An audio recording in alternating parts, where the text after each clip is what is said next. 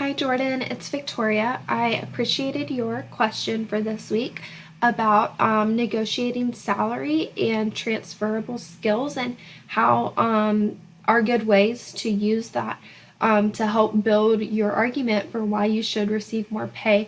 So I've included two links to articles, and here's just some summary points that I thought might be helpful for you to answer your question. So in the first article about salary negotiation, one point that I thought was really interesting was they said to wait as long as possible throughout the hiring process to negotiate your salary.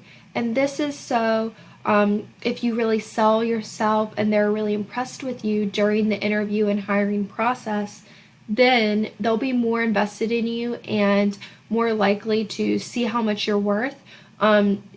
If you wait till towards the end of the hiring process to talk to them about your salary because they'll already really want you and be really impressed by you.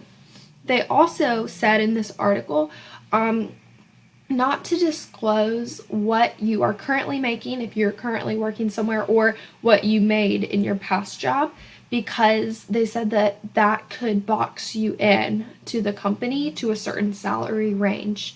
And then also during your interviews and on your resume, just to make sure that you're really quantifying and using specific examples of your achievements and skills to make sure that you have that wow factor. So we discussed that during like the resume unit about saying like you helped this company achieve 20% profit growth or something like that to help show even more how much you're worth.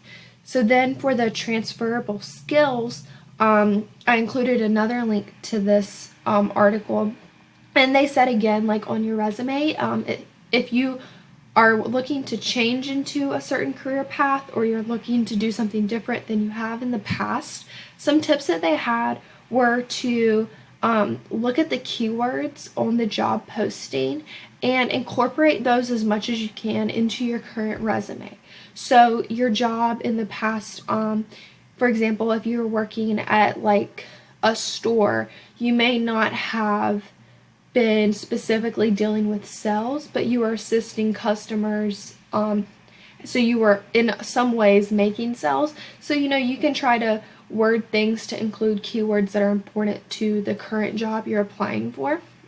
This article also had the tip of instead of doing your resume in the chronological format, so like putting like your most recent job and then the job you had before that, like instead of doing it that way, you could format your resume a little differently to rather than having your jobs listed by order, you could have certain skills or topics highlighted. So you could have a marketing section and put what experience you have in marketing. You could have under that an education section and put what your education is and how that relates to the job you're wanting. And you could do another one for sales or customer service, things like that. So that might be an interesting tip for you moving forward.